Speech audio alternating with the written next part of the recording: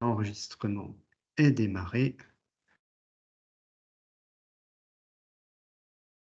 On va désactiver la transcription parce que c'est un peu n'importe quoi souvent sur Teams. Donc, est-ce que le partage d'écran se passe bien? Vous voyez ce qui s'affiche? Bon. Donc en fait, voilà, cette séance va être consacrée à une enquête qui n'est pas du tout exhaustive hein, sur le réseau des bibliothèques. C'est un petit panel qui a été identifié de bibliothèques, médiathèques du réseau qui ont des pratiques très différentes en termes d'animation numérique, d'organisation d'animation numérique. Certaines ont une pratique de longue date. Certaines sont équipées en matériel, y compris pour certaines d'entre elles en matériel de type Fab Lab, comme Otmarsheim par exemple. D'autres ont accès également à des équipements de type impression 3D, imprimante 3D comme la POU3. D'autres bibliothèques ont des pratiques plus parcellaires, Griesheim, Premolsheim et Valve, même si effectivement dans ces bibliothèques il y a des compétences du fait de bénévoles qui, par leur passé professionnel, ont travaillé dans le domaine numérique et donc ont des capacités de réaliser certaines choses.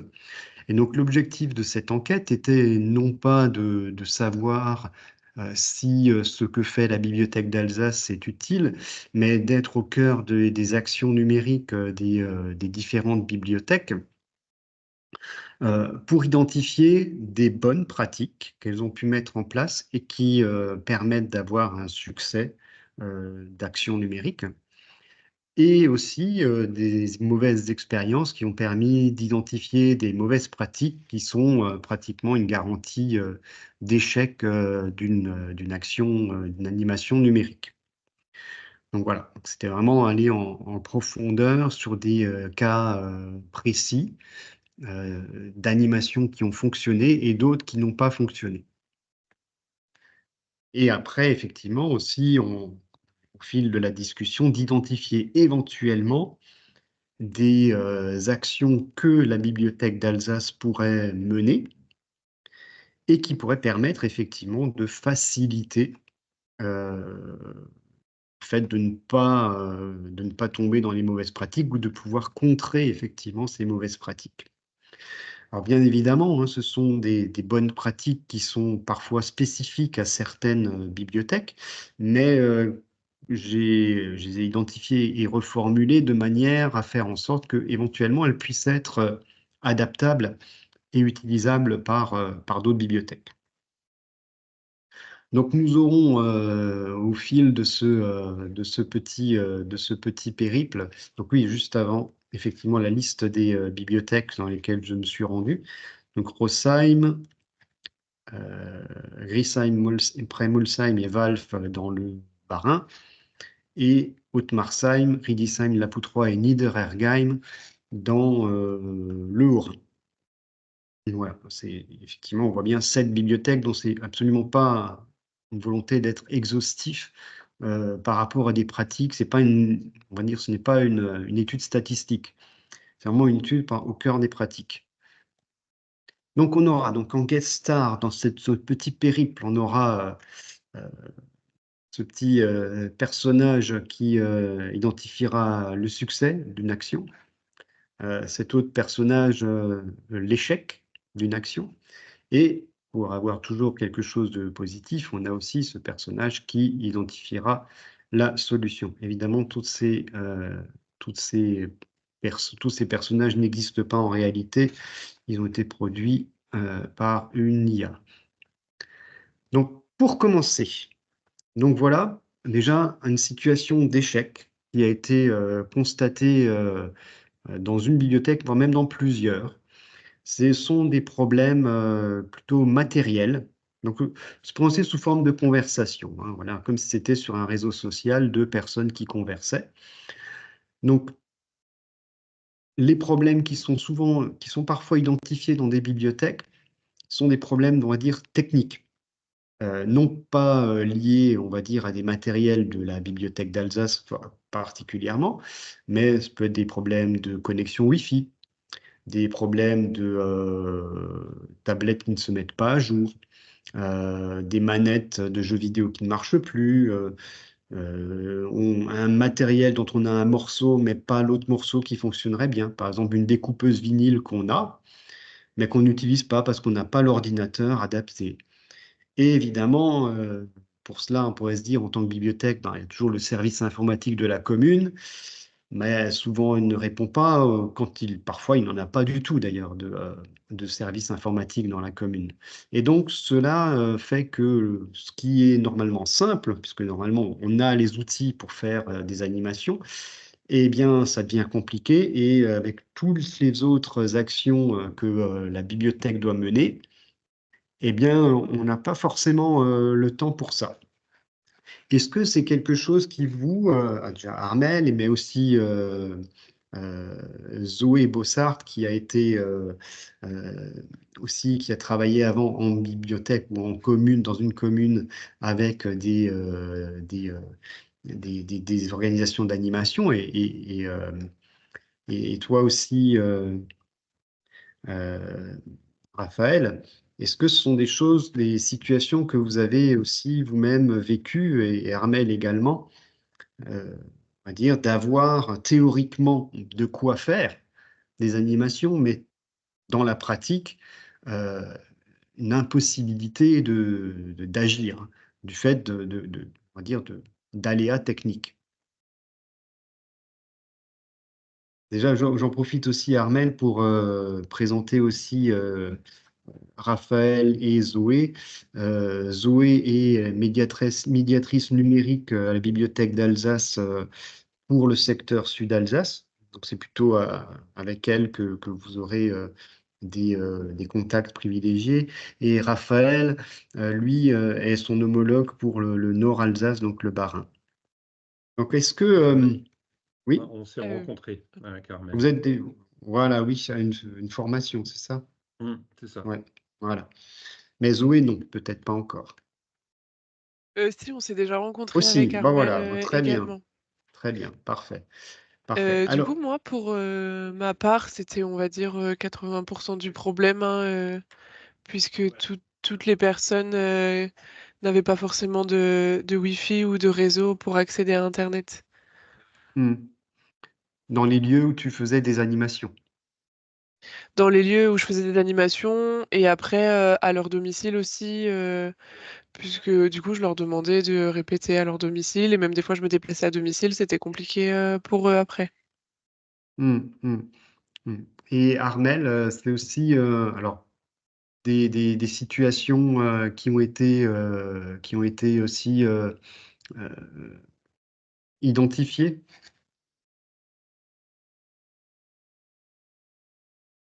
Alors, enfin, si Armel a pu regarder si dans la conversation. euh,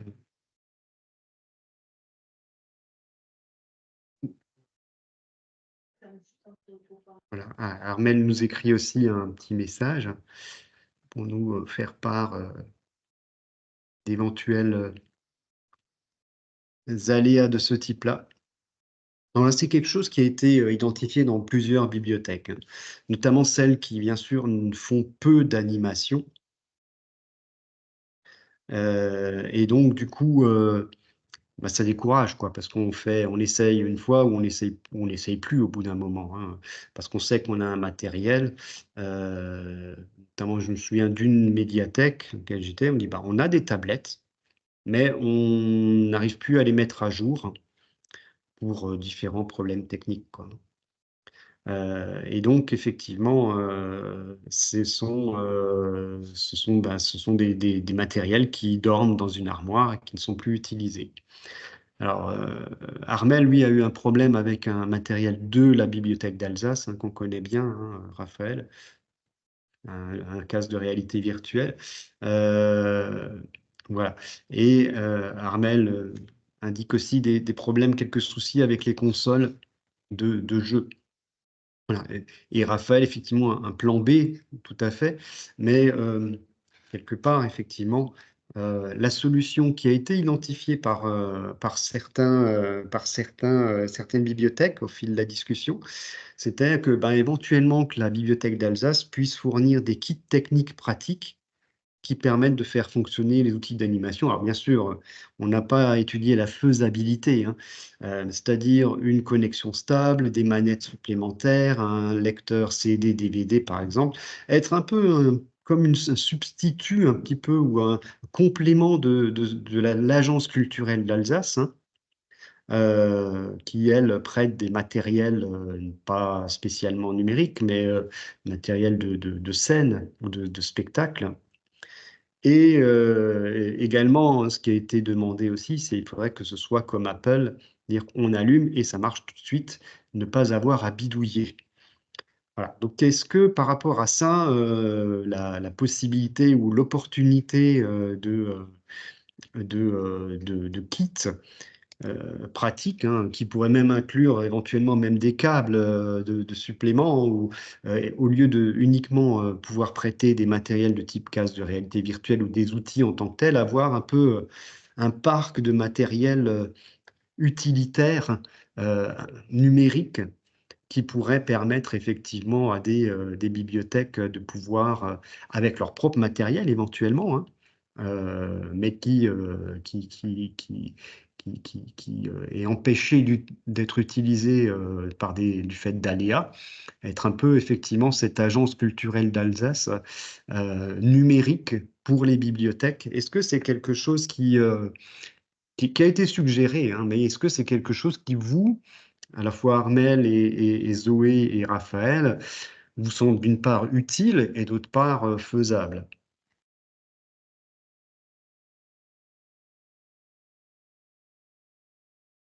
Alors, je vais ouvrir la conversation pour voir si Armel a quelque chose. Armel va pouvoir effectivement échanger avec nous. Après, effectivement, Romance Porot pourra nous dire aussi si c'est quelque chose qui pourrait être envisageable. Alors, Armel nous dit effectivement ce serait intéressant et rassurant. Euh, Voilà, peut-être que effectivement Romance pourrait nous indiquer si c'est quelque chose qui, on va dire, dans la vocation que l'on peut avoir en tant que bibliothèque d'Alsace, est-ce que c'est quelque chose qui serait intéressant de développer? À savoir que nous avons déjà à Truchtersheim euh, un parc de matériel scénique et sono qui peut servir pour des événementiels. Donc là, ce serait éventuellement quelque chose qui serait un complément ciblé numérique. Est-ce que vous, Zoé et Raphaël, c'est quelque chose qu'est-ce que vous en pensez de Euh, cette ce, idée émise par les bibliothèques? ce serait intéressant et en tout cas, ça demanderait du matériel et du temps pour un agent ou un technicien. Et ça demanderait une technicité approfondie. Finalement, ça s'apparenterait quelque part à une DSI adaptée à la DSI, c'est le service informatique interne à la CEA, à une DSI adaptée au numérique, en quelque sorte, Et au réseau des bibliothèques, et au voilà, parce que ce réseau. serait Ouais, tourné vers ouais. l'extérieur. Alors que notre Mm, DSI, à nous, elle mm. n'intervient que pour Ouais, ouais, bien sûr. nos propres équipements. Mm. Et peut-être Roman Sporo peut peut-être avoir un avis là-dessus, sur l'opportunité de ce genre de service. Je rejoins tout à fait ce qu'évoquait Raphaël à l'instant, c'est des fonctions support sur lesquelles on peut vraiment, je pense, apporter une plus-value pour éviter effectivement toutes les, euh, toutes les problématiques, notamment effectivement, de connexion ou de mise en place des équipements. Donc je rejoins j'aime bien cette idée d'une DSI adaptée. Donc je rejoins voilà. Parce que très clairement, hein, quand on dit aux bibliothèques, mais le service informatique de la commune, alors, souvent c'est tout de suite laisser tomber, quoi. Le service informatique de la commune, déjà, ils sont submergés. Et nous, on n'est absolument pas leur priorité. Et puis, nos usages sont, eux, c'est plutôt les ordinateurs, leur truc. Le reste, ils estiment que ça ne les concerne pas, quoi. Ah, nous avons participants supplémentaires.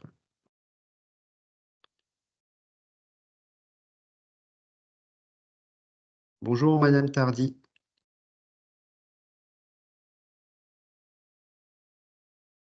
Ouais, donc on est une personne de plus. On va voir si Madame Tardy a son micro et peut intervenir, qui est de la médiathèque de Rouffach, avec laquelle qu'on connaît aussi bien au niveau numérique, puisqu'on a déjà, et au niveau du Festival des codages aussi, tout comme Münster, puisqu'on a déjà travaillé ensemble. Donc, voilà.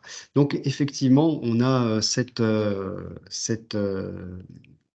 idée-là qui pourrait être intéressante. Voilà. Un constat qui a pu être fait.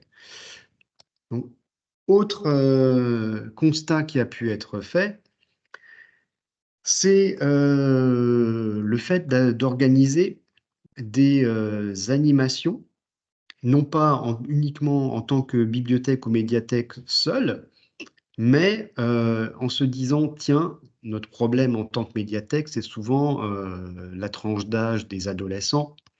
On sait qu'on les a assez facilement, les jeunes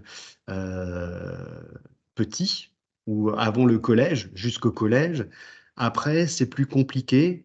Et ensuite, on les revoit, mais quand ils sont plutôt jeunes parents ou jeunes adultes. Mais on a toute cette phase, souvent en bibliothèque, de perte des adolescents qui ont d'autres activités, qui ont d'autres intérêts, qui n'ont plus le réflexe de se dire que la bibliothèque peut avoir un intérêt pour eux. Et donc, sur certaines bibliothèques, il y a eu des actions qui ont pu être menées avec l'animation jeunesse de la communauté de communes.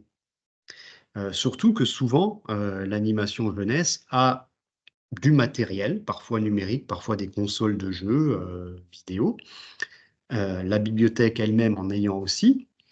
Et donc, effectivement, une bibliothèque a pu monter un tournoi de jeux vidéo en fournissant le lieu pour organiser le tournoi, la bibliothèque, et l'animation jeunesse, elle, avait le public, parce que voilà, c'est le public ils ont fait venir leur public d'animation jeunesse, et les animateurs pour pouvoir animer le tournoi de jeux vidéo. Donc, du gagnant-gagnant. La bibliothèque gagne une animation avec du monde, hein, parce que c'est toujours difficile d'avoir du monde dans des animations. Et l'animation jeunesse, elle, a un lieu adapté pour organiser un tournoi de jeux vidéo. Alors bien sûr, la bibliothèque qui a pu témoigner de ce succès est bien réaliste, hein. Les jeunes qui sont venus jouer pour un tournoi de jeux vidéo ne deviennent pas forcément des abonnés, mais au moins ils savent que la bibliothèque existe et peut-être bien qu'ils reviendront. Tout en sachant que c'est pas non plus c'est pas la panacée non plus, hein, ce système-là, parce que c'est souvent une affaire de personnes. Il faut qu'il y ait quand même quelqu'un de motivé en face au niveau de l'animation jeunesse pour organiser une animation conjointe. Voilà. On a d'autres exemples aussi de tentatives qui n'ont pas été couronnées de succès avec une animation jeunesse qui n'était pas spécialement intéressée ni motivée. Mais c'est une piste à maintenir, parce que là aussi, dans ces équipes-là, il peut y avoir des changements de personnes et d'autres personnes qui peuvent être plus intéressées. Est-ce que à Münster et à Rouffach, vous avez déjà pu réaliser des actions conjointes, que ce soit avec l'animation jeunesse ou avec une association ou un autre organisme?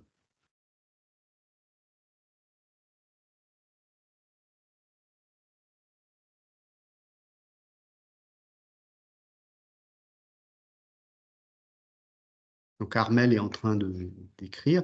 Peut-être Pendant ce temps, effectivement, Zoé, toi, tu peux peut-être témoigner d'actions que tu as pu faire ou tu as pu générer, on va dire, un partenariat avec d'autres structures ou de tes difficultés dans ce genre de démarche. Alors des difficultés, oui, il y en a eu pas mal, mais après, il y a eu aussi beaucoup de partenariats, effectivement, avec des associations locales et aussi des associations. Alors parce que moi, du coup, j'avais créé une salle café numérique et du coup, il fallait qu'on puisse avoir du matériel informatique et numérique et du coup, on avait fait un partenariat avec une entreprise informatique locale qui reconditionnait des ordinateurs et des supports numériques et où du coup on avait un tarif préférentiel avec une aide de l'État aussi à ce moment-là.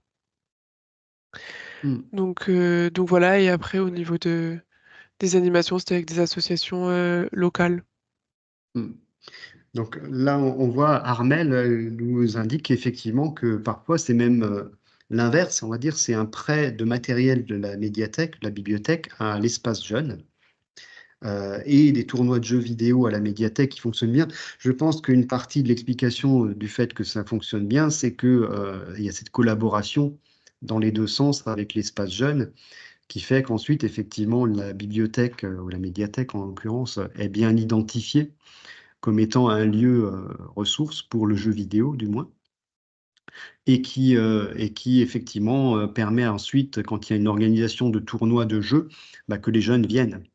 Voilà, donc Armel nous confirme. Parce que, on a aussi, hein, j'ai aussi eu des exemples dans des bibliothèques qui ont dit, ben, on a organisé quelque chose et c'était vraiment organisé tout comme il faut et les jeunes ne sont pas venus. Mais c'est effectivement c'est cette notion de partenariat qui est essentielle parce que si on essaie de le faire tout seul, quand on n'est pas identifié comme étant une ressource euh, adaptée, c'est comme si effectivement demain McDonald's met sur sa façade repas gastronomique chez McDonald's. Les gens viendront pas forcément parce que non, McDonald's, c'est pas ça. S'il y a un partenariat qui est organisé en amont avec un grand chef, là, ce serait autre chose. Mais effectivement. Et Madame Tardy, vous avez aussi des expériences à Rouffach de collaboration, de partenariat avec d'autres organismes, des associations ou des.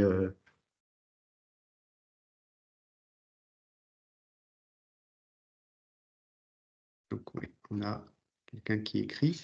Et toi, Raphaël, peut-être en attendant, est-ce que tu as un retour d'expérience de par tes activités que tu as pu avoir, de partenariats qui fonctionnent bien et qui sont faciles à conclure? Là, on a parlé Dans, d'espace jeune, dans de, le domaine de... du numérique en particulier? Oui, oui, oui. Alors, moi, au niveau de la bibliothèque à Cels, quand j'étais en bibliothèque territoriale, il n'y avait pas forcément de volet numérique avec l'animation jeunesse, mais l'animation jeunesse du Nord-Alsace, de la Plaine du Rhin, est très active et organise un festival. Et effectivement, c'est quelque chose d'assez énorme. Et là, il y a du rétro gaming, il y a des partenariats avec des casques de réalité virtuelle. On n'est pas impliqué. Il se débrouille très bien tout seul. Et là, c'est vraiment la Fédé DMJC qui a organisé ça. Euh, et c'est un exemple, à mon avis, qui pourrait inspirer les bibliothèques et les animations jeunesse dans toute l'Alsace. D'accord. Effectivement, il faudra Et là, il peut-être. y a vraiment un investissement transversal en termes de classes d'âge. Il y a des jeunes qui sont impliqués, il y a des animateurs qui sont impliqués, il y a d'autres associations qui sont impliquées. C'est vraiment quelque chose de passionnant. Hmm. Voilà. D'accord. Et alors, Madame Tardy nous dit qu'effectivement, il y a aussi des choses qui marchent bien du côté de Rouffach avec les maisons de retraite et l'hôpital de jour. Bon, et les jeunes aussi, ça fonctionne plutôt bien. Mais il y a aussi ces actions maison de retraite et hôpital de jour qui me font rappeler que à la médiathèque départementale du Haut-Rhin, pendant une certaine période, il y avait effectivement des animations qui étaient menées dans les EHPAD avec des tablettes notamment qui étaient dédiées à des animations dans les EHPAD, qui étaient pilotées par un agent qui n'est plus à la médiathèque, n'est plus chez nous, qui était, je ne me souviens plus de son nom, mais voilà, c'est quelque chose qui se faisait et qui fonctionnait plutôt bien d'ailleurs apparemment. Voilà, tablettes, voilà, Madame Tardy nous indique aussi que les tablettes sont très utilisées aussi euh, dans ces partenariats-là. Très bien. Bah, écoutez, on identifie certaines choses. Donc voilà, troisième élément, voilà, c'est quelque chose qui ne marche pas forcément ou qui n'a pas forcément marché. C'est plutôt alors plus sur la consultation et sur l'accès aux ressources numériques. Euh, Certaines médiathèques ont des collections de documents numériques. La bibliothèque d'Alsace en a également. Il y a des ressources numériques que les bibliothèques ont parfois du mal à rendre visibles en bibliothèque, alors qu'elles pourraient enrichir les collections, et que certaines de ces ressources pourraient permettre de faire des animations, hein, et des bibliothèques trouvent ça assez dommage et aimeraient bien effectivement que des solutions soient développées, des stations de consultation, d'écoute des ressources numériques de la bibliothèque d'Alsace qui pourraient être mises à disposition des bibliothèques, et aussi avoir davantage de droits d'utilisation des ressources numériques que les usagers, ce qui permettrait plus facilement aux bibliothèques de faire de la médiation, par exemple en préinstallant des livres sur des liseuses. Voilà, donc ça, c'est cet aspect plus d'accès ou d'utilisation, de possibilités d'utilisation des ressources numériques, notamment de la bibliothèque d'Alsace. Quand je dis ressources numériques, c'est la médiathèque numérique, hein.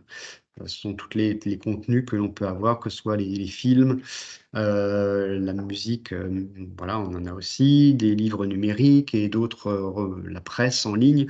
Voilà, ces ressources sont perçues comme pouvant être utiles, mais avec une difficulté parfois de pouvoir les valoriser et de les mettre on va dire, en usage opérationnel au niveau de la médiation. Euh, Comme on a vu, hein, c'est à la fois d'avoir des outils qui permettent aux gens de consulter ces ressources-là, parce que les bibliothèques disent, ben, on a bien un ordinateur ou deux, mais ils ne sont pas prévus spécialement pour permettre un accès ou une mise en valeur des ressources numériques que vous avez de la bibliothèque d'Alsace, ce qui fait qu'on en parle aux usagers, mais on sait pas, voilà, on en parle verbalement, mais ensuite, effectivement, c'est à l'usager de pouvoir éventuellement faire une découverte plus approfondie chez lui. Et donc, cette idée d'outil qui permettrait de consulter, d'avoir un accès un peu comme une borne, mais sous une autre forme peut-être, hein, c'est quelque chose qui a été identifié comme pouvant être utile, en plus de droits autres que ceux des simples usagers. Alors, je ne sais pas ce que vous en pensez, je vois qu'il y a quelqu'un qui écrit. Voilà. Et alors, Madame Tardine dit qu'ils veulent surtout qu'on fasse avec eux sur leur propre matériel. Donc ça nécessiterait encore aussi effectivement cette possibilité-là aussi, hein, de pouvoir organiser éventuellement, donc c'est une autre idée, hein, d'organiser des événementiels ou des séances d'initiation ou d'avoir une possibilité de ce type-là. Là, c'est plus alors pour l'usage personnel par les usagers, à voir effectivement aussi si pour les séances de médiation avec ces outils-là, s'il y a quelque chose à pouvoir faire. Ça me permet de donner cette information aussi que le prochain café numérique d'avril sera animé par Zoé et Raphaël et portera spécifiquement sur la médiathèque numérique et tout ce qu'il est possible de faire avec et de son fonctionnement également. Voilà, ils sont en train de travailler dessus. Alors, Madame Bonne nous dit, Armel nous dit qu'il y a des usagers qui savent utiliser les ressources, mais voilà, une idée d'une borne pourrait être utile éventuellement. Voilà, ou sous une forme ou une autre. Ça pourrait être une tablette formatée sous forme permettant d'être sur un support, permettant d'être utilisé facilement. Je ne sais pas si Zoé et Raphaël, c'est quelque chose que vous avez déjà croisé quelque part ou que vous pensez pouvoir être en tant que médiateur, vous avez cette visibilité-là. Pensez que ça pourrait être utile pour des bibliothèques? Des tablettes simplifiées? Non, pas des services simplifiés, des stations, on va dire, de consultation, d'utilisation, d'écoute, de découverte des ressources de la médiathèque numérique qui pourraient être mises à disposition des bibliothèques. Il faudrait que j'étudie la question. Je suis pas C'est une très au idée, fait. hein, c'est une idée de bibliothèque, on essaie de voir effectivement ce que ça pourrait. Alors, par contre, Madame Tardy nous dit qu'ils avaient mis des tablettes à disposition, mais que ce n'était pas utilisé. Donc, après, effectivement, il y a cet aspect Ouais, je pense que c'est s'il n'y a pas aussi un appui humain, enfin quelqu'un qui pousse à aller vers l'outil et que juste déjà c'est numérique, c'est plus compliqué pour les personnes d'aller directement toutes seules en autonomie aussi. Donc c'est vrai que bah, souvent l'aspect humain est important. ça revient aussi à une remarque qu'on avait sur une expérience précédente qu'on avait vue avant. Quelqu'un qui disait, une bibliothèque qui disait, il faut qu'il y ait quelque chose où on appuie juste sur le bouton et ça marche comme Apple. Rien, pas de bidouillage, pas de connexion à de ceci ou de cela. Et là, effectivement, ça fonctionne.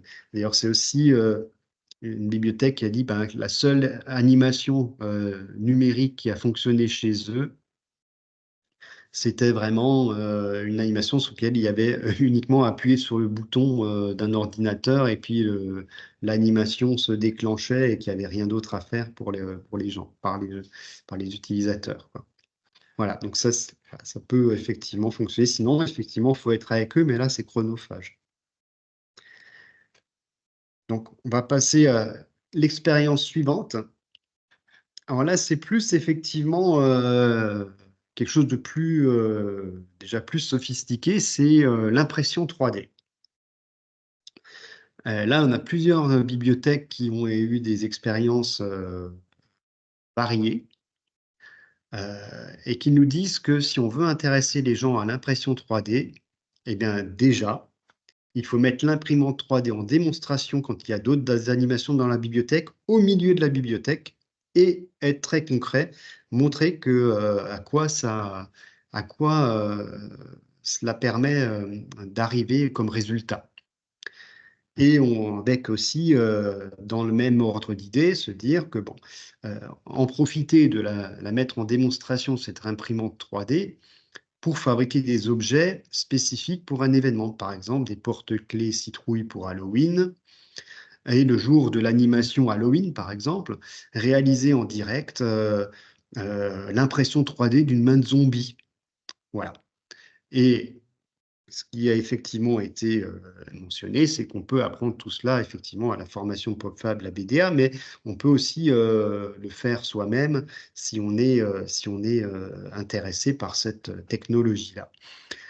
Et donc, l'idée, effectivement, est aussi de fabriquer des objets en impression 3D avec les usagers pour équiper des outils de médiation.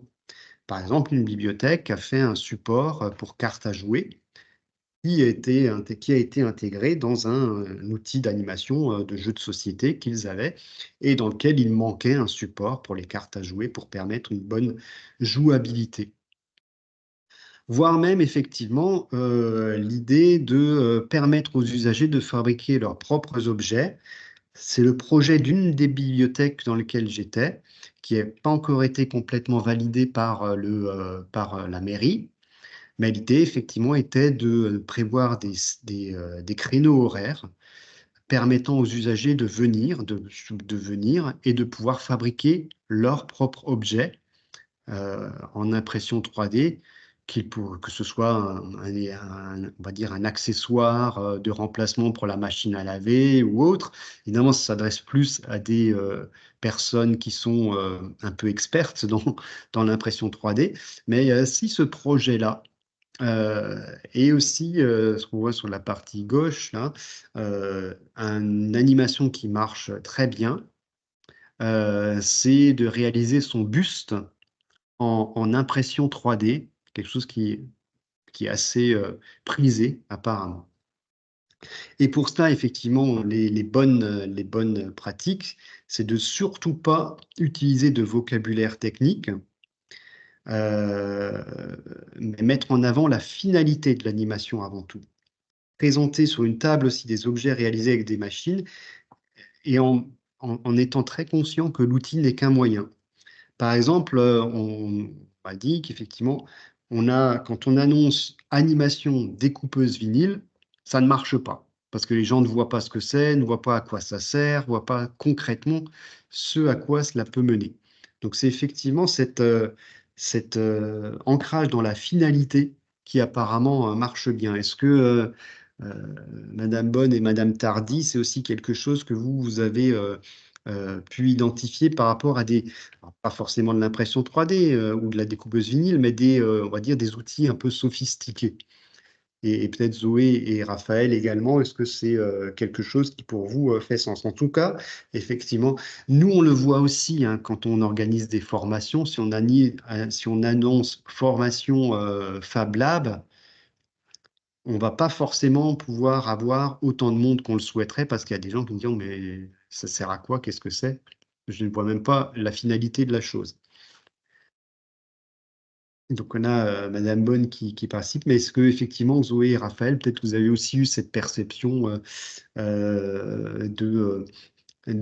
parfois effectivement on se focalise, on communique sur quelque chose qui apparaît très technique, qui nous peut nous sembler intéressant. Mais pour les gens, effectivement, c'est pas tellement intéressant parce qu'ils savent même pas à quoi ça peut servir. Alors que là, effectivement, on a des exemples de bibliothèques qui ont été dans le concret, dans l'utilitaire, et qu'en fait, finalement, l'outil utilisé, il était un peu en coulisses, voire même une bibliothèque m'a dit, découpeuse vinyle, à la limite, les gens sortent de l'animation, ils ne savent pas forcément qu'ils ont utilisé une découpeuse vinyle. Si on ne leur dit pas, ils ne le sauront pas. Mais ils ont vu qu'ils ont fabriqué quelque chose avec un appareil, quelque chose d'utile. Et donc, c'est cet aspect-là qui les a attirés. Est-ce que vous... D'où ouais. d'où l'intérêt aussi, je pense, de effectivement quand on annonce une formation, de pas forcément effectivement mettre formation Fab Lab ou quoi, mais peut-être mettre un titre un peu plus accrocheur, style venez créer vos stickers, ou enfin là c'est pour la découpeuse vinyle, mais voilà, venez créer telle ou telle chose, et du coup les gens ont plus un visu un peu de ce qu'ils vont faire enfin, pendant la formation, et potentiellement être plus intéressés que si on reste dans des termes techniques qu'ils vont pas comprendre, parce que des fois il y a que nous qui comprenons les termes techniques, et au moins là ça donne potentiellement un peu plus envie de venir.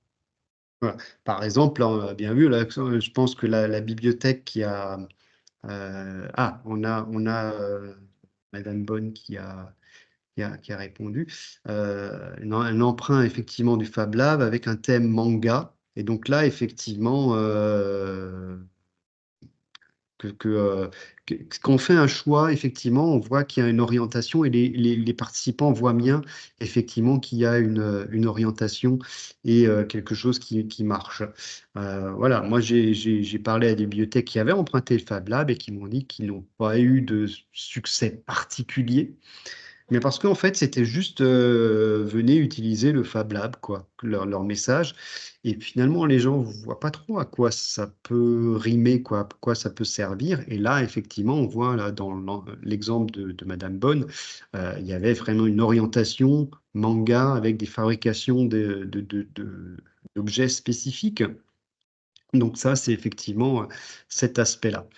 Quand on invite les gens à venir découvrir des objets techniques, bon, on a les passionnés éventuellement, on n'a pas forcément un grand nombre de personnes parce que on s'adresse à des experts, plus ou moins. Est-ce que Madame Tardy, vous avez aussi eu cette impression-là ou cette expérience-là par rapport à des matériels très techniques?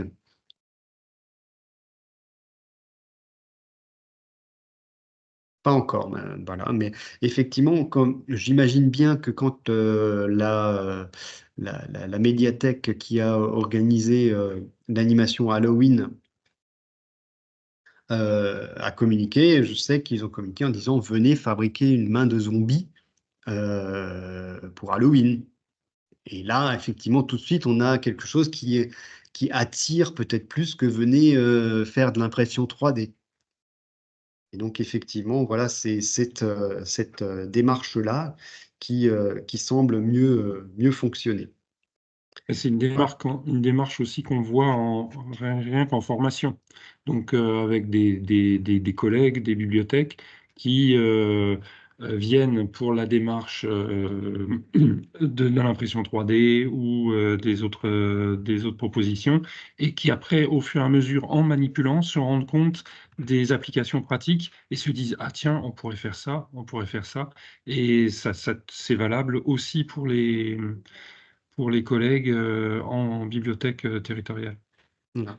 Et comme vous avez remarqué aussi, des bibliothèques qui indiquent que mettre le matériel en démo, quand il y a d'autres animations, bah, ça permet aussi aux gens de mieux se familiariser et de comprendre à quoi ça peut servir. Et quand on leur proposera par la suite une animation, ça fera moins peur. Ils diront, ah oui, oui, ah bah oui, je vois effectivement avec quoi ils vont faire cette animation. Et ça peut être intéressant. Donc voilà, il y a cet aspect-là aussi qui est intéressant. Donc passons à la prochaine, le prochain exemple, effectivement, qui est un peu plus court. Ceci est une situation, on va dire, ennuyeuse. Pour les bibliothèques, souvent, on nous indique que la préparation des machines utilisées pour l'animation est fastidieuse et ennuyeuse à regarder, surtout pour les jeunes. Effectivement, on a cette expérience-là qui a été identifiée. Et là, les bibliothèques ont dit, ben, des bibliothèques nous ont dit, effectivement, on a eu des idées, c'est qu'on laisse parfois faire des opérations préparatoires au public, des choses que nous, bah, normalement, c'est notre rôle de le faire, mais pour que les gens ne s'ennuient pas, et notamment les enfants, on les implique dans les opérations préparatoires. Par exemple, des enfants de 10-11 ans leur permettent de réaliser, bien sûr avec la supervision des animateurs, le calibrage d'une impression 3D, ça les fait participer, toucher le numérique du doigt et leur donne des responsabilités. Et en même temps, du coup, ils ne s'ennuient pas en regardant l'animateur préparer une animation et en se disant, mais est-ce que ça va bientôt commencer? Donc ça, c'est aussi quelque chose qui a pu être pratiqué par des bibliothèques. Évidemment, parfois, on peut se dire, en tant que propriétaire de matériel, on se dit, ils vont le casser, ils vont peut-être l'endommager, mais effectivement, à bien sous-peser les avantages et les inconvénients de cette pratique. Zoé et Raphaël, vous en pensez quoi de cette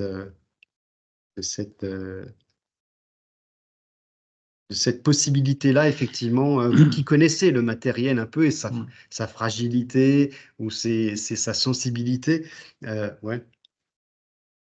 Je faisais signe à quelqu'un qui venait de rentrer dans le bureau. Excuse-moi. Oui, alors ça demande une prise en main et je comprends que parfois on puisse être frileux de laisser toucher quand on n'est pas forcément à l'aise avec l'appareil. Ça demande aussi de se faire confiance à soi-même en tant que bibliothécaire. Euh, c'est pas évident, mais effectivement, c'est tout bénef dans l'animation en général aussi, hein. Finalement, quand on permet aux jeunes ou aux enfants de participer à la création du temps d'animation et de mettre en place les choses, ça les responsabilise et c'est une garantie supplémentaire de succès. Oui, Zoé, si cette perception-là, toi, dans ta pratique, est-ce que tu as pu impliquer aussi des Euh, participants aux animations que tu faisais dans la préparation? ouais, moi je rejoins totalement Raphaël sur ce point-là, ouais. Et Muriel et Armel, est-ce que vous avez aussi des expériences? Alors, je parle vraiment dans le domaine numérique parce que je pense bien que dans d'autres types d'actions, c'est plus simple, effectivement, d'impliquer les participants, le public. Mais est-ce que dans le numérique, vous avez aussi pu déjà impliquer véritablement les participants à la préparation, même en mettant les mains, pas dans le cambouis, mais dans les circuits imprimés ou d'autres genres de choses?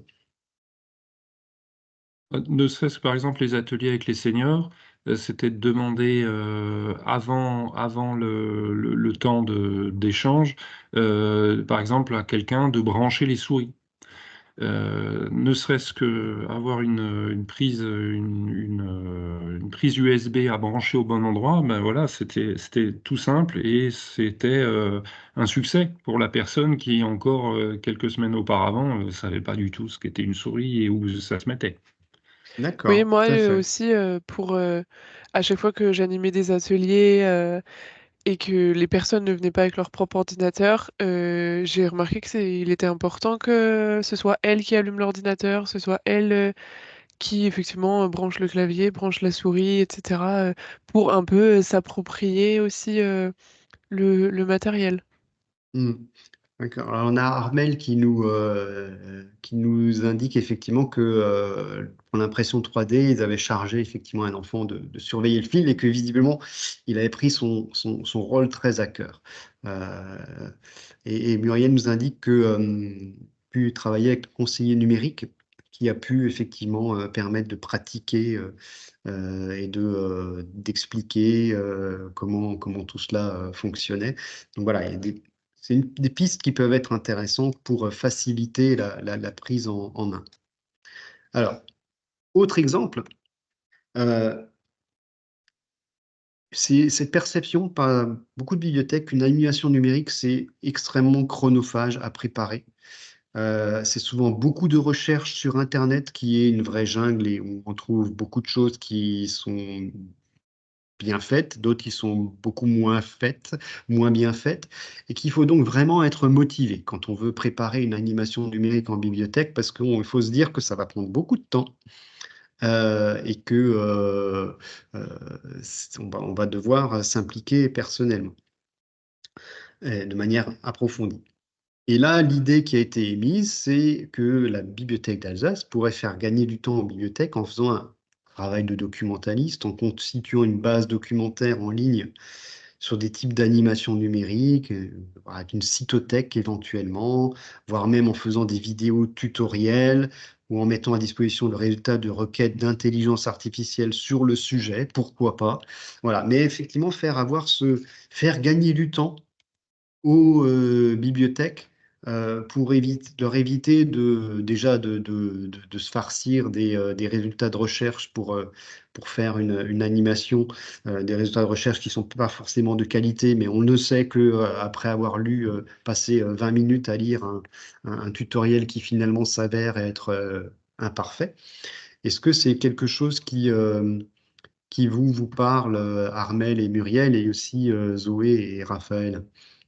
Cette idée effectivement euh, d'utilité que pourrait avoir un travail aussi préparatoire qui soit pas de l'accompagnement, mais qui soit de la mise à disposition d'éléments d'information utiles, réellement utiles pour faire des animations. Voilà. Donc, Madame Tarding dit que c'est souvent pour ça que ça bloque, parce qu'il y a un manque de temps. Une animation clé en main plus facile à mettre en place. Alors là, la demande effectivement des bibliothèques n'est pas forcément tant que ça d'avoir des animations clés en main, mais d'avoir une source documentaire fiable sur laquelle se baser pour organiser sa propre animation. Voilà, c'était aussi cet aspect-là qui était demandé, qu'ils disent très bien, vous avez déjà des animations prêtes à être utilisées, mais quand on veut faire notre propre animation, on sait que c'est un temps fou qu'on va devoir consacrer, alors que si vous avez avec votre expertise cette possibilité de faire une partie, mais Armel nous dit qu'elle est chanceuse qu'elle a du temps en interne pour préparer ses animations. Ça tombe bien. Mais effectivement, dans les bibliothèques qui nous ont fait cette demande, nous ont dit qu'elles, malheureusement, avait, on va dire, une organisation, une architecture d'équipe et de travail qui ne le permettait pas forcément. Vous, Raphaël et Zoé, qu'est-ce que ça vous inspire? En tant que médiateur, je pense que c'est quelque chose qui Ouais. peut, vous pouvez avoir effectivement un avis vraiment intéressant. Alors, ce que ça m'inspire, c'est particulièrement intéressant, mais je repère aussi que l'expertise et les expériences justement des chargés numériques, des responsables du numérique dans les bibliothèques peuvent aussi être très précieux pour nous, pour Zoé et moi, pour, euh, pour nous donner des directions qu'on n'aurait pas vues, qu'on n'aurait pas, parce que les choses évoluent très vite. Les sites peuvent être datés assez vite. Il y a parfois des difficultés aussi à repérer que certains sites ou certains articles ne sont plus forcément de toute dernière jeunesse. Voilà. Ça doit être co-construit, je pense. Hmm. Oui, alors parfois aussi, il y a des ressources, on a des animations qui sont intéressantes, des tutoriels qui sont intéressants, mais qui sont dans une autre langue. Parfois, on se dit, ah, bon, bah, pour une bibliothèque, peut-être pas forcément la consulter parce qu'il dit, bon, je ne parle pas cette langue, je ne sais pas comment faire. Et on a notamment eu aussi des échanges avec nos confrères allemands du Bade-Württemberg qui, eux, ont des tutoriels sur des animations toutes faites. Bon, après, effectivement, faut parler allemand ou le traduire. Ça, effectivement, ça pourrait être aussi un rôle. Et Zoé, toi? Moi, je rejoins aussi, encore une fois, Raphaël, sur l'importance aussi de la co-construction. Parce que voilà, on a chacun des ressources à apporter, comme il disait. Très bien, très bien. Alors, voyons voir la suite. Effectivement. Alors, ce qui a été signalé aussi, c'est que l'animation, quand on parle d'animation numérique, ça ne veut pas forcément dire appareil sophistiqué, des compétences énormes qui sont nécessaires. Une chasse au trésor dans la commune avec des énigmes accessibles en flashant des QR codes avec le téléphone, bah, c'est du numérique, c'est une animation numérique, c'est tout simple. Il suffit d'avoir un téléphone, la géolocalisation éventuellement, et à chaque fois, c'est un grand succès. Et on lui dit, bah, si vous voulez qu'on fasse une animation sophistiquée, bah, fournissez-nous l'animateur avec.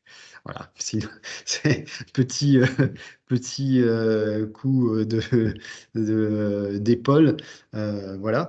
Et voilà, en fait, cette animation-là de chasse au trésor dans la commune, c'est Haute-Marsheim, bibliothèque d'Haute-Marsheim, qui a créé ce concept d'animation. Ils en sont à la 3e édition, ça marche extrêmement bien. Et si vous avez envie effectivement d'en savoir plus sur la façon dont ils l'organisent, eh bien, ils sont particulièrement ouverts et sympathiques. Alors là, Madame Tardy nous dit, l'Office du tourisme le fait aussi, ici aussi l'Office du tourisme. Là, c'est une initiative effectivement à Haute-Marsheim de la bibliothèque. Alors parfois, selon les années, ils le font chasse au trésor à pied, parfois c'est à vélo, selon l'itinéraire qu'ils ont prévu. Mais c'est quelque chose qui, voilà, dit, voilà, c'est numérique, c'est simple à organiser. Là, effectivement, l'Office du tourisme, pourquoi pas, effectivement, aussi faire un partenariat avec l'Office du tourisme en disant, bah, tiens, une des étapes pourrait être la bibliothèque ou avoir aussi des énigmes qui pourraient être trouvées dans les ressources de la bibliothèque. Ou, voilà, Armelle nous dit aussi qu'elle va faire une animation coloriage en réalité augmentée qui ne nécessite pas beaucoup de matériel, donc c'est quelque chose qui peut fonctionner aussi. Mais voilà, mais l'idée de la chasse au trésor, voilà, c'est assez ludique et si, même si c'est un autre organisme de la commune qui le fait, pourquoi pas leur proposer un partenariat, sachant que des énigmes peuvent être trouvées dans des ouvrages éventuellement. Bling Book aussi, on nous indique, Madame Tardy, effectivement, on l'a utilisé aussi Bling Book il y a 2-3 ans en animation au Festival du Livre de Colmar. Voilà, on avait cette animation-là qui permet effectivement d'animer des coloriages. Voilà, donc c'est intéressant également. Alors, autre élément qui marche bien, c'est d'avoir un objet à ramener chez soi à l'issue d'une animation. Parce que quand le public repart les mains vides, il y a comme le sentiment que quelque chose manque. Surtout qu'avec le numérique, c'est souvent effectivement déjà moins palpable qu'une animation conte où on a entendu un conte. Et on nous indique aussi, surtout, il ne faut pas que ce soit quelque chose que, euh, que les gens puissent faire chez eux. Il faut qu'il y ait ce caractère exceptionnel. Si on leur fait ramener quelque chose à la maison, que ce soit quelque chose qu'eux ne puissent pas faire à la maison. Dans le domaine numérique, hein, spécifiquement. Pour d'autres domaines d'animation, ça peut être différent, mais dans le domaine numérique, c'est cela. Et donc, spoiler des bibliothèques, c'est que les gens ont déjà beaucoup de choses chez eux, hein. Souvent, en cas de réalité virtuelle, ils ont déjà, parfois des imprimantes 3D, ils ont déjà, ou d'autres choses. Et l'idée, c'est de dire, bah, pourquoi pas une base de données d'idées de la bibliothèque d'Alsace sur le type d'objet qui pourrait être ramené, qui pourrait être réalisé et ramené chez eux par les personnes qui ont participé à une animation numérique, quelle qu'elle soit, hein. Ce n'est pas uniquement de l'impression 3D, mais avoir cette base de données d'idées. Je ne sais pas ce que vous en pensez, Raphaël et Zoé, parce que vous, ce serait plutôt effectivement de ce fait-là, quoi, hein, ou de votre expérience aussi par rapport à- aux éléments, effectivement, quand les gens repartent sans rien. euh,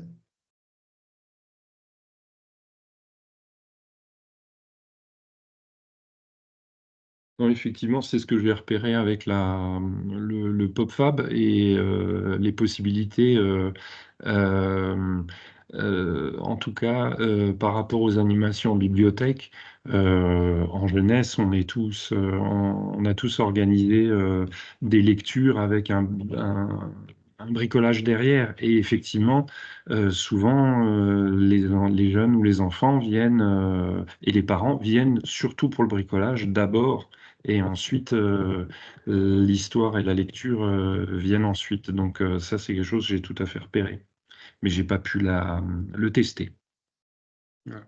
Là, c'est plus difficile peut-être dans le domaine numérique parce que c'est quelque chose, on va dire, qui est moins palpable. Et effectivement, si on fait par exemple une animation, on va dire, d'initiation à l'informatique, bah, ça peut être problématique de se dire, mais qu'est-ce qu'on leur fait Non, ramener chez eux? dans une certaine mesure, plus ou moins si, puisque la plupart du temps, en tout cas sur les ateliers numériques que j'avais mis en place, c'était revenir chez soi avec un compte Facebook et revenir chez soi avec une adresse mail, ou en tout cas une adresse mail qui fonctionne. C'était aussi ça, finalement, on ramène quelque chose, même si c'est virtuel. Voilà, Ouais, donc ça moi peut être aussi, une idée. dans les ateliers que j'avais réalisés, ils repartaient pas avec quelque chose, on va dire, de matériel. C'était, voilà, repartir avec une connaissance ou en tout cas une adresse mail, un compte X ou Y, et un tuto, en fait, un tuto papier pour rappeler comment se connecter, comment créer une adresse mail, comment faire une recherche Google, etc. Mais c'était pas quelque chose qu'ils avaient créé, Hmm. on va dire, matériel. D'accord. Alors, Madame Tardine dit qu'ils font des bricots-tablettes avec les enfants et que ça marche plutôt bien, effectivement. Donc, pourquoi pas, ça peut être intéressant. Alors, maintenant aussi, ce qu'il est possible de faire pour permettre aux gens de ramener des choses avec les outils d'intelligence artificielle, il y a la possibilité de créer des choses. Que ce soit une photo un peu transformée de son visage transformé, que ce soit une vidéo d'avatar parlant à votre place, que ce soit là, plein de choses sont possibles, ou de vous faire parler avec la voix de quelqu'un d'autre en vidéo. Pourquoi pas? Ça peut être effectivement aussi quelque chose qui pourrait être, je ramène quelque chose, j'ai quelque chose de cette animation. C'est pas uniquement je suis allé voir, j'ai vu et j'ai participé, mais derrière je n'ai plus rien. Voilà, ça peut être ce genre de choses. Voilà. Autre idée sont, et là c'est aussi quelque chose qui s'est mal passé. Vous allez peut-être avoir d'autres idées. Les ateliers informatiques, en plusieurs reprises, plus jamais. On communique partout et personne ne vient. Ou alors les gens viennent, mais l'atelier se transforme en service de SAV dépannage et ce n'est pas notre rôle en tant que bibliothèque. Et donc, effectivement, le constat, c'est que souvent, effectivement, les gens ont du mal à confier leur incompétence à des inconnus, ça leur pose problème. Ils préfèrent s'adresser à des proches, même qui ont peu de compétences, ou à des personnes dont c'est officiellement le rôle, des conseillers numériques par exemple, hein, qui sont identifiés, c'est leur rôle, c'est comme si on allait dans un magasin, quoi, mais c'est leur rôle. Ou alors, ce qui marche, c'est de faire des séances sur des sujets très spécifiques et ne parler que de ces sujets. Celui qui viendrait pour un dépannage, non, c'est pas ici, c'est pas le moment. Exemple d'animations qui ont été menées, d'ateliers informatiques qui ont été menés et qui ont bien fonctionné, c'est par exemple atelier comment vendre un objet sur Vinted ou le compte Amélie, comment ça marche. Est-ce que c'est quelque chose que vous avez aussi expérimenté?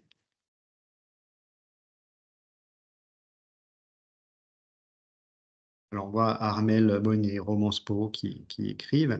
Voilà, c'est effectivement l'idée de ne pas se transformer en espèce de magasin bis d'informatique où les gens viendraient pour des... Voilà, Armel nous dit que même sur les sujets très spécifiques, ça déborde toujours. C'est pas forcément une garantie, sauf si effectivement on a une discipline de faire. Voilà. Est-ce que vous, effectivement, Raphaël et Zoé, c'est quelque chose qui vous parle aussi?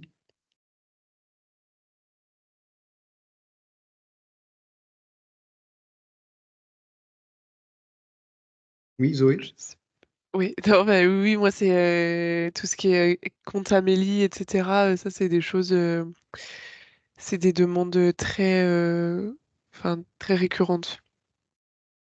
Et ouais, ouais, effectivement, ça pouvait se transformer en service après-vente, et c'est la difficulté. C'est pour ça que en tout cas dans les ateliers en bibliothèque, sur des thèmes décidés avec les usagers qui revenaient régulièrement, là en l'occurrence c'était des seniors, on avait décidé de mettre en place un temps pour des questions techniques précises, mais qui n'étaient pas très importantes. Et que malgré tout, ce qui restait central, c'était ensemble d'étudier un sujet. Il y avait quelque chose d'un peu frontal au début, avec des faits, et après de la manipulation, et puis entre guillemets, des exercices et de la recherche. Mais malgré tout, il y a une demande par rapport à ça. Et les usagers avaient tendance aussi à venir me voir, pas parce que justement j'étais repéré comme étant un- une ressource précise ou quelqu'un qui ne connaissait pas, mais justement l'inverse, parce qu'ils me connaissaient. Voilà, donc Hmm. je pense que c'est aussi au cas par cas, Et mais je pense moi qu'on ne je peut pas y échapper, malheureusement, à cette dimension-là. Hmm. moi pour aussi je pense que la limite aussi parce qu'il y a aussi ce problème de France Connect ou pas France Connect, d'avoir la possibilité et le droit d'aider aussi les personnes sur les choses un peu plus confidentielles, où là, la limite est assez fine en fait sur quand on passe un peu du côté un peu obscur de ce qu'on n'a pas le droit, nous, en tant que juste Bibliothécaire. bibliothécaire ou, je sais pas, conseiller, etc., numérique. Et pourtant, les gens ont une demande aussi, en fait, du fait qu'ils connaissent de proximité la personne. Et du coup, ils ont une demande d'aide sur voilà, sur des sites un peu confidentiels, type Amélie, type compte en banque. Et alors que pour ça, on n'est pas forcément habilité à le faire, que ce soit Hmm. bibliothèque ou, je sais pas moi, conseiller numérique, etc. Et là, il faut les renvoyer vers des personnes France Connect. Hmm. Là, mes remarques, c'était concernant des soucis techniques, hein, uniquement. Hmm. Hmm. Donc Armel nous dit aussi que séances de questions-réponses en associant avec une association de la vallée. Et qui avait aussi des visites du conseiller de France Service, donc ça aussi, effectivement, conseiller numérique, y compris les conseillers numériques de la collectivité sur certains secteurs qui peuvent être intéressants aussi. Donc voilà, passons à l'expérience suivante. Alors là, c'est une expérience, et là, c'est Redesign, qui est un vrai exemple dans ce domaine-là. Qui nous dit que la publicité payante sur les réseaux sociaux n'est pas une dépense, mais un investissement. Et que pour eux, ce n'est pas un problème. Ils ont réussi à convaincre la mairie qu'investir 100 € en publicité sur Facebook pour récolter, par exemple, 4 000 € lors d'une vente de livres de seconde main, dont ils avaient fait la promotion sur Facebook, c'est rentable. Et organiser des concours sur les réseaux sociaux fonctionne aussi avec des gains pour les vainqueurs. À partir du moment, effectivement, où on utilise la publicité payante sur les réseaux sociaux. Parce que si on publie uniquement des informations, des publications sur les réseaux sociaux, on n'aura aucune ou quasiment zéro visibilité. C'est le principe des réseaux sociaux d'avoir la visibilité, notamment Facebook. Par contre, effectivement, ça demande une expertise technique, mais que eux ont acquise à Riedisheim, et ce qui fait qu'ils sont Riedisheim, qui est une petite commune, et on va dire en termes d'audience sur les réseaux sociaux, ils sont juste derrière Mulhouse dans le Haut-Rhin. Mulhouse qui effectivement est beaucoup plus gros et a plus de moyens. Mais eux ont réussi à être en deuxième position. Voilà. Je ne sais pas ce que ça vous évoque, effectivement, le fait de se dire, convaincre la mairie que pour avoir, on va dire, une action numérique, pour valoriser aussi les animations, quelles qu'elles soient, c'est aussi une animation numérique de faire de la publicité sur les réseaux sociaux. C'est une autre manière, effectivement, de s'impliquer. Ce n'est pas directement une animation qui bénéficie aux usagers, mais c'est quelque chose qui fonctionne. Est-ce que vous, Armel et Muriel, vous avez déjà eu l'occasion, effectivement, de faire de la publicité payante pour vos animations, pour vos actions sur un réseau social type Facebook ou autre? Voilà. Non, Muriel et Armel nous disent non. Mais voilà, si vous voulez avoir d'un retour d'expérience et la manière dont ils ont réussi à convaincre leur mairie à Riedisheim, voilà.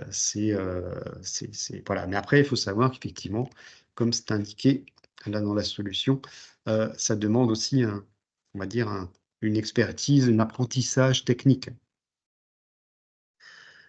Autre exemple, quand on a une certaine expérience du numérique et un certain niveau technique, c'est le problème des formations bibliothèques d'Alsace, dans lesquelles tout le monde est mélangé, débutants et utilisateurs confirmés. Et des bibliothèques nous disent que c'était un peu une perte de temps pour eux, du coup. Et nous demandent effectivement de se dire, sur des sujets très pointus, très spécifiques et sur un temps court, eh bien, de pouvoir effectivement faire intervenir des experts de haut niveau, même, voire par exemple, même un avocat sur les questions de législation des jeux vidéo, des livres numériques, des droits d'auteur. Voilà, vraiment qu'on ait cette expertise-là, ou cette possibilité de faire venir des expertises de ce type. Qu'est-ce que vous en pensez, les bibliothèques? Parce qu'effectivement, Zoé et Raphaël, on peut avoir d'autres idées, mais est-ce que Armel et Muriel, ça vous évoque? Est-ce que vous avez déjà retrouvé dans des formations où vous dites, c'est trop hétérogène comme niveau et du coup, j'apprends pas autant que ce que je pouvais, voilà, je pourrais. Et effectivement, Muriel nous dit, pouvoir pratiquer sur des cas concrets, ce serait intéressant. Mais Armel nous dit que trouve que c'est plus enrichissant d'avoir des gens de tout niveau. Muriel nous dit qu'à faire évoluer notre site internet, on aurait besoin d'expertise là-dessus. Ça, c'est intéressant aussi. Moi, j'avais fait un inventaire un peu de sites internet de bibliothèques. Effectivement, on voit que parfois, il y a des pratiques qui sont qui pourraient être améliorées pour le site en question. Et là, peut-être qu'effectivement, on pourrait aussi avoir cet apport-là Parfois, on voit aussi des bibliothèques qui visiblement ont créé un site internet avec personne qui ne les a pas forcément bien conseillés. Hein. Souvent, des bibliothèques nous disent parfois, ben, nous, on a notre site, mais dès qu'on veut le modifier, on est obligé de faire appel à celui qui nous l'a conçu, et à chaque fois, ça nous coûte plein d'argent. Euh, Ça, c'est voilà, malheureusement pas forcément toujours des gens très très honnêtes en tant que prestataires. Et donc, on peut se retrouver effectivement avec ce type de situation.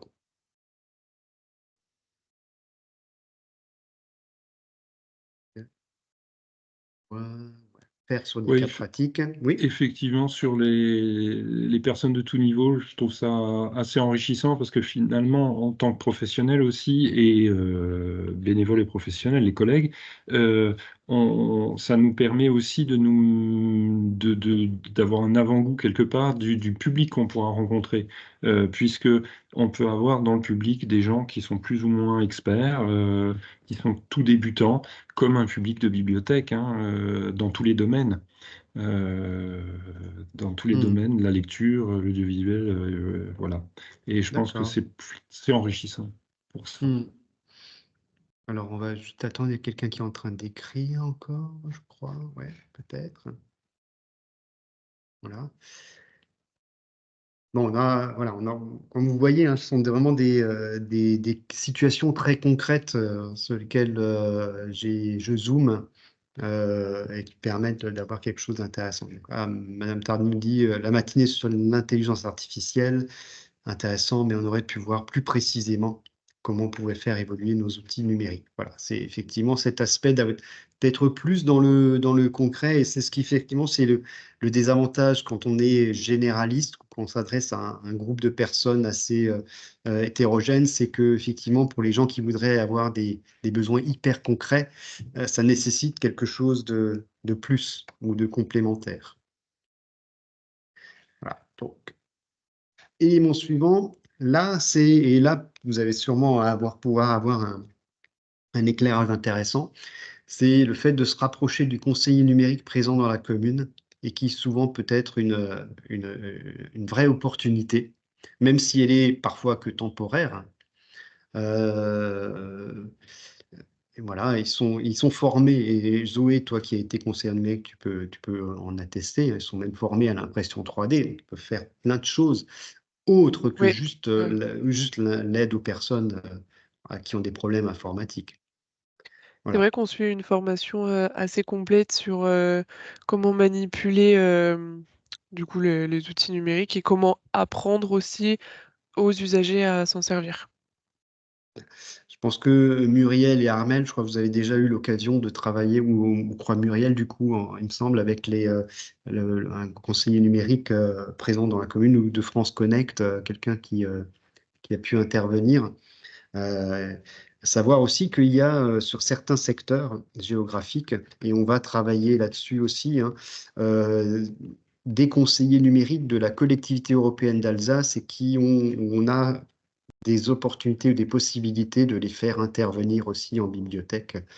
Alors, parfois leurs permanences sont même dans la bibliothèque, mais faute de temps, la bibliothèque n'a pas eu le temps de se pencher dessus. Je sais que je suis allé dans une médiathèque qui m'a confié que la permanence du conseiller numérique de la CEA est juste à l'étage en dessous, mais qu'ils n'ont pas eu le temps de travailler ensemble. Ça, c'est un peu dommage.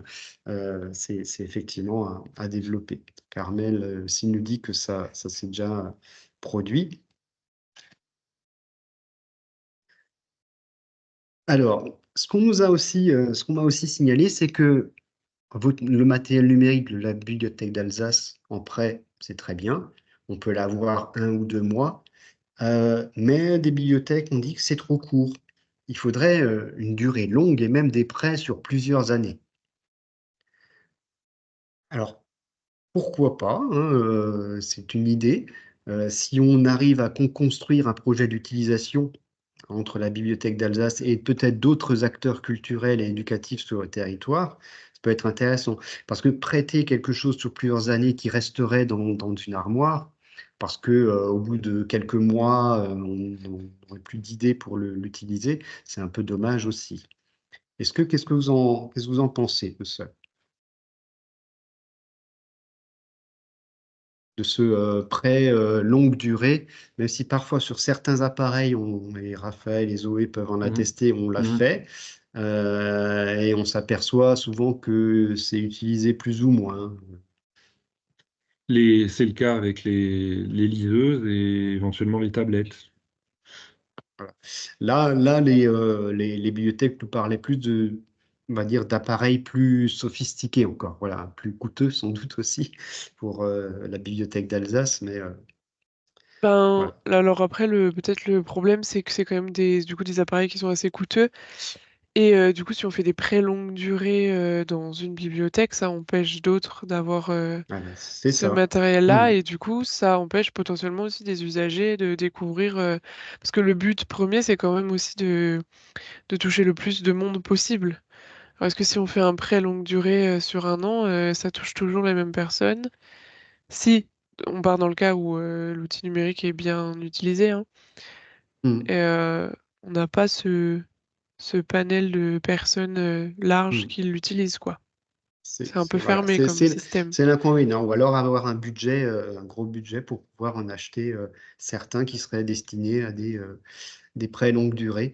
Je vois aussi Muriel qui me disait que pour avoir, on va dire, des séances d'initiation, il faut plusieurs appareils.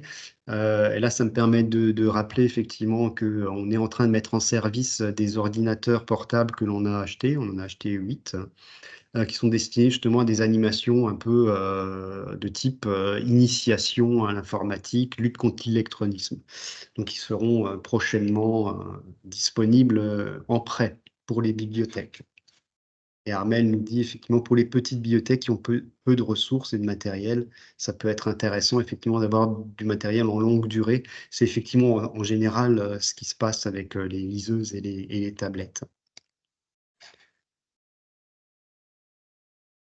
Alors, autre exemple, c'est, on va dire, le fait que parfois, effectivement, on arrive dans une bibliothèque et on apprend qu'il y a un événement qui se passe et on se dit, tiens, ah, c'est dommage. Si on avait été au courant plus tôt, on aurait pu leur proposer une animation numérique qui aurait pu s'intégrer dans l'événement, que ce soit une fête locale ou peu importe, dans laquelle la bibliothèque est impliquée. Et là, effectivement, l'idée, c'est de pouvoir trouver le moyen d'être plus proactif en tant que bibliothèque d'Alsace pour pouvoir proposer des choses, des animations numériques en amont. Parce que si on vient 3 jours avant ou même 2 semaines avant, on se dit non, non, animation numérique, trop compliqué à mettre en œuvre, en 2 semaines, on n'y arrivera pas. Et cet aspect-là, est-ce que pour vous, Armel et Muriel, c'est quelque chose qui ferait sens, effectivement, d'avoir un système qui nous permette, nous, Bibliothèque d'Alsace, d'être davantage au courant de vous, vraiment très, très en amont des animations ou des fêtes locales auxquelles vous participez ou dans lesquelles vous vous inscrivez, pour pouvoir vous proposer, alors ça peut marcher pour le numérique, mais aussi pour d'autres choses, mais là, on parle numérique parce que ce sont en général des animations plus complexes à mettre en œuvre et que peut-être vous ne mettriez pas en œuvre d'emblée sur un événement qui sera par ailleurs très chronophage. Est-ce que ça vous semble intéressant éventuellement d'avoir cette démarche proactive d'information très en amont, que nous, Bibliothèque d'Alsace, on puisse réagir en vous disant, tiens, bah, voilà, on sait que cette année, en mois de novembre, vous allez organiser tel événement dans la commune, bah, on peut vous proposer ceci, si ça vous intéresse, comme animation numérique.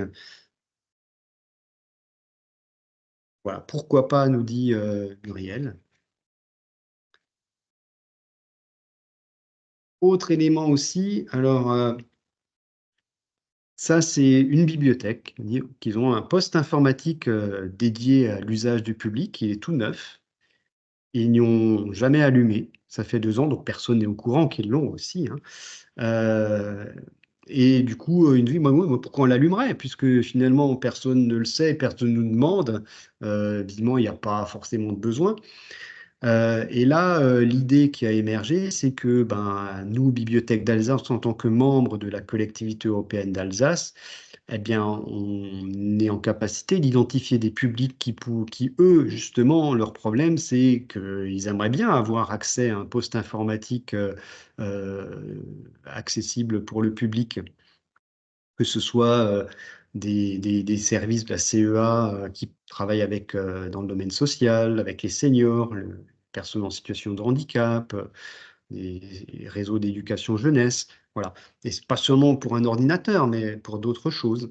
Donc là aussi, c'est on va dire, une possibilité de faire appel à l'effet de réseau de la CEA, qui a plein de publics qui ne sont pas forcément des publics qui sont habitués à venir en bibliothèque. Les personnes en situation de handicap ou les seniors, parce que peut-être pour des problèmes de mobilité. Les personnes en situation de difficulté sociale parce qu'ils se disent la bibliothèque, c'est pas pour moi, c'est pas de mes niveaux, c'est pas. Voilà, qu'est-ce que je vais y faire? J'en sais rien. Alors voilà, c'est une possibilité de valoriser et on va dire, de rendre plus productif un matériel que l'on pourrait avoir et qui ne servirait pas, ou pas suffisamment. Alors, autre difficulté sont les jeunes, surtout les ados. C'est difficile de faire venir en bibliothèque, même avec la carotte du numérique. Et là, il y a une petite bibliothèque, c'est la bibliothèque de Valf, qui, en fil des années, a réussi à se créer une image de marque, une réputation d'organisateur d'animation de qualité et intéressante, y compris numérique, mais pas seulement. Et donc, du coup, ils ont réussi à faire en sorte que les jeunes viennent, au moins jusqu'à un certain âge, mais qu'après, comme ils en ont parlé aux petits frères et petites sœurs, eh ben, les petits frères et petites sœurs viennent par la suite remplacer le vivier qui ne vient plus parce qu'ils ont d'autres intérêts. Euh, voilà. Mais c'est quelque chose qui a été identifié comme étant une bonne pratique, se créer, on va dire, une communauté. Je sais que notre site de Sarre-Union a réussi à le faire aussi.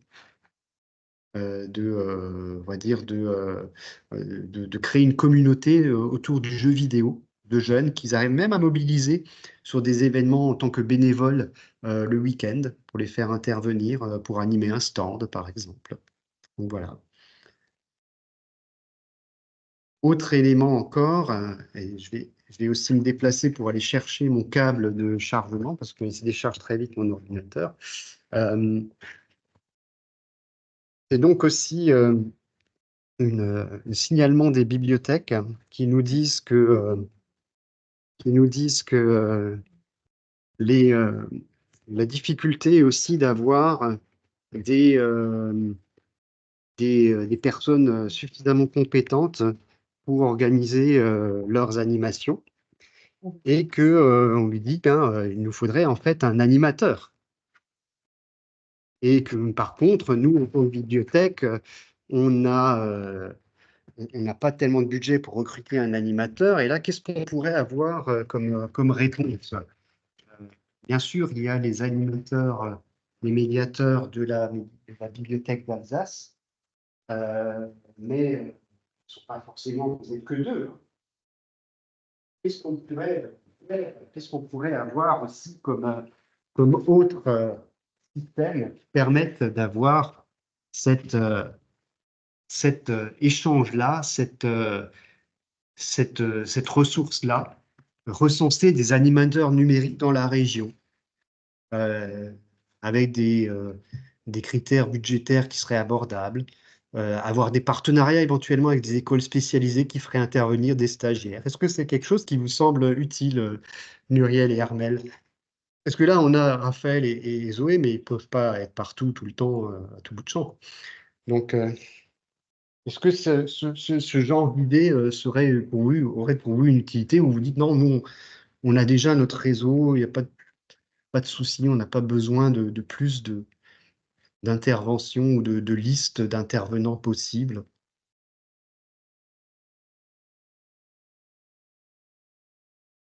Armel qui est en train d'écrire.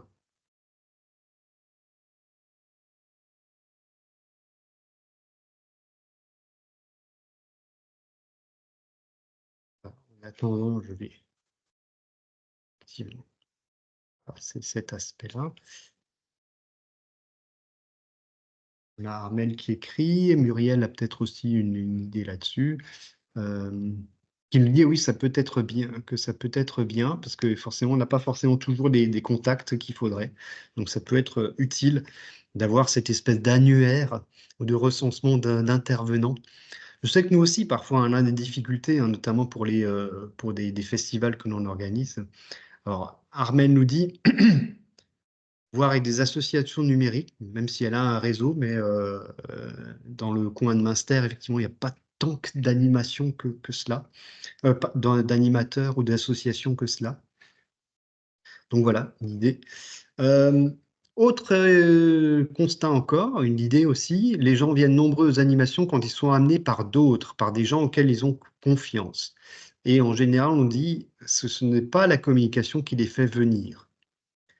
Et donc là, une idée pourrait être, c'est au niveau d'une com-com, on va dire, se regrouper à plusieurs bibliothèques, même si on n'est pas organisé en réseau, de pouvoir effectivement se dire, là, je fais une animation, toi, bibliothèque qui est à 10-15 km, on co-organise, ça se passe chez moi cette fois, la prochaine fois, ça se passera chez toi, et je ferai en sorte d'essayer de faire venir mon public dans ta bibliothèque.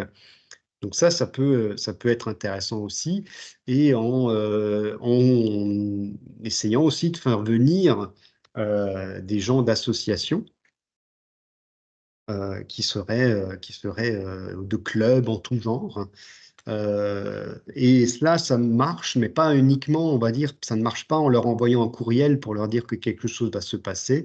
Ça se passe en nouant des liens humains, personnels, avec des organismes, on va dire, extérieurs. Voilà, ça, c'est quelque chose qui apparemment peut fonctionner.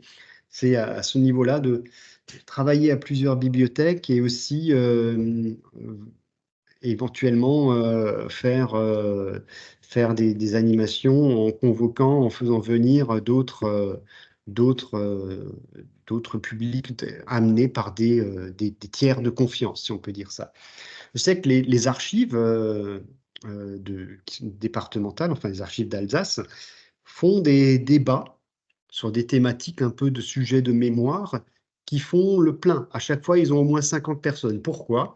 Parce qu'ils le font dans des communes en s'associant avec des sociétés d'histoire de la commune, la société d'histoire de la commune, qui fait automatiquement venir des gens, parce que quand la société d'histoire dit il y a quelque chose qui se passe, ça va être super intéressant, les gens viennent.